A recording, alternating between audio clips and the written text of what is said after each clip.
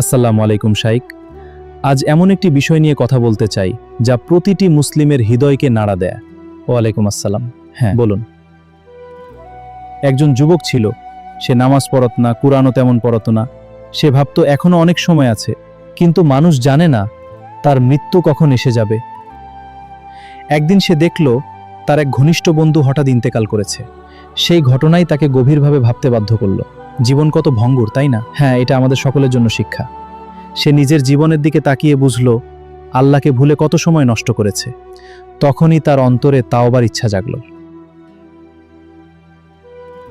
আল্লাহর শুকরিয়া, বহুদিন পর আমি আবার অজু করলাম এবং 2 রাকাত সালাত আদায় করলাম। সালাত শেষে চোখের পানি ফেলে আমি আল্লাহর কাছে ক্ষমা চাইলাম। হে আল্লাহ, আমাকে ক্ষমা করুন, আমি ফিরে এসেছি। সে বলল, হে আল্লাহ, আমি ভুল করেছি, আমাকে ক্ষমা করুন। আল্লাহ তাআলা আন্তরিক তাওবাকারী বান্দাকে ভালোবাসেন।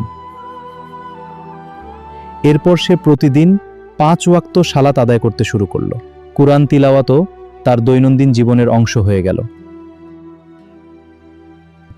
সে গরিবদের সাহায্য করতে শুরু করল এবং সবার সঙ্গে সুন্দর ব্যবহার করত।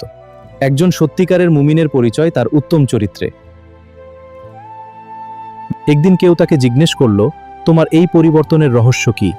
সে বলল, আল্লাহর দিকে ফিরে আসাই আমার জীবনের সবচেয়ে বড় সিদ্ধান্ত। সে আরও বলল, দুনিয়ার সুখ কখনো স্থায়ী, কিন্তু আখিরাতের সফলতা চিরস্থায়ী। তাই প্রতিটি দিন আল্লাহর সন্তুষ্টির জন্য কাজে লাগানো উচিত। আমাদের দর্শকদের জন্য আপনার শেষ নসিহত কি? আজই তাওবা করুন, সালাত কায়েম করুন, কুরআনের সঙ্গে সম্পর্ক করুন। আল্লাহ আমাদের সবাইকে হিদায়াত ও জান্নাতুল ফিরদাউস দান করুন।